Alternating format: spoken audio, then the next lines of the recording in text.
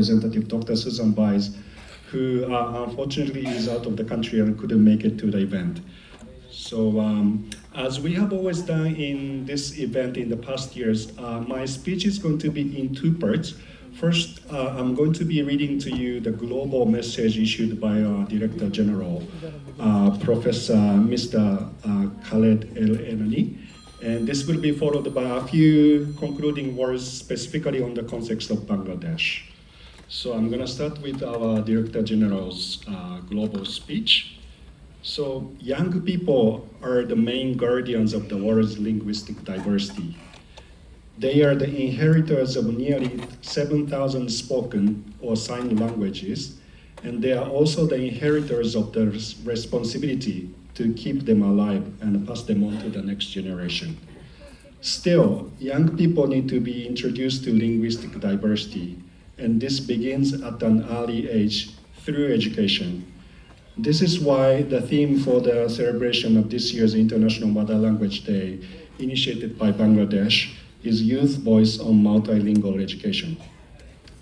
The research on this subject is clear.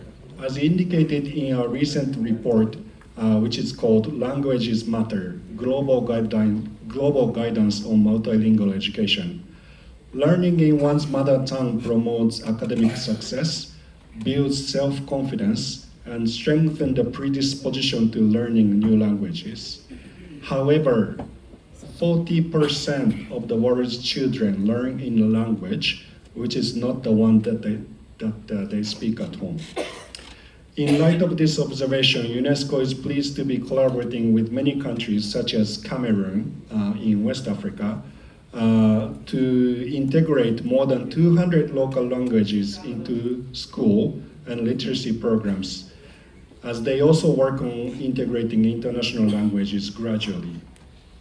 Likewise, within the framework of our collaboration with Mozambique, which is another example from Africa, 1 in 4 schools now offers multilingual education, thanks to teacher training.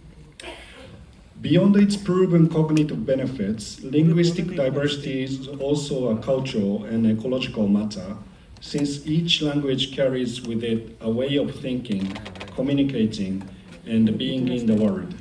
Therefore, UNESCO ensures the preservation of several types of oral expression in every continent.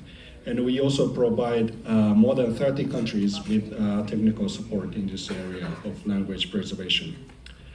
Now, preserving linguistic diversity is ultimately also about a digital issue. With most of online content produced in a dozen or so languages, linguistic exclusion becomes a form of digital exclusion. However, digital technology can also become a tool for transmission, and the UNESCO is taking action in this area. For example, with Malaysia, we have helped young people to enrich Wiktionary, so it's a Wikipedia, dictionary version of Wikipedia, by adding nearly 3,000 words from 25 endangered indigenous languages. We have also launched the English Kiswahili AI dictionary in order to make artificial intelligence more accessible by providing clear definitions in Kiswahili of key terms related to AI. So this, obviously, Kiswahili is a language that's widely spoken in East Africa, so that's another example from our work in the continent. So on this International Mother Language Day, UNESCO is calling for investment in language transmission and multilingual education by placing young people at the front and the center of the solution involved. Because linguistic diversity is a pillar of peace, dignity, and inclusion, and no voice should be missing from the story of our humanity. Now, just a few concluding words focusing on our UNESCO's privilege to have worked with the government of Bangladesh on this issue of multilingual education. So in Bangladesh, UNESCO works closely with the government counterparts and development partners to promote inclusive and equitable education, including multilingual and culturally responsive pedagogy and learning. This includes our recent work with Chakma and Tripla communities, where we worked with youth from these communities to document local cultural stories. rooted in their respective indigenous communities. The product of this collaboration with the local indigenous community is a book that we published in 2025, which is called Of Roots and Heritage. And this book is probably still one of the very few books within Bangladesh's really rich literary landscape, which is published using 4 languages of Chakma, Tripla, Bangla, and English. UNESCO Dhaka previously collaborated with the government of Bangladesh to conduct a language mapping of the CHT area. We also worked with the NCTB to develop mother tongue-based textbooks and teacher guides, and we have also supported the provision of teacher training. Now, despite the good intention and the actions of the government, I think we all are aware that the implementation of multilingual education, we have a long way to go in Bangladesh.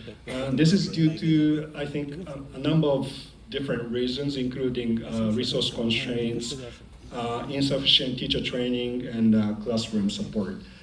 Honorable Minister, UNESCO welcomes any opportunity to discuss with the new administration how the future of quality and inclusive multilingual education could be designed moving forward.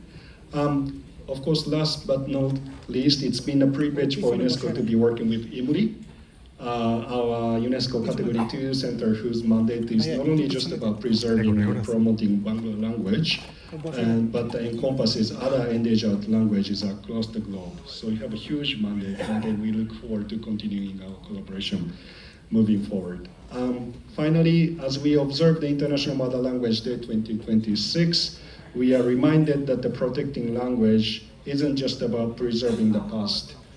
It's about shaping our future through education systems that enable every learner to learn and thrive. By putting youth voice at the front and center of mother language and multilingual education, we can build a more inclusive, resilient, and humane future for all. Thank you very much. Donobat. Shubho Basha Dibosh. ありがとうございます。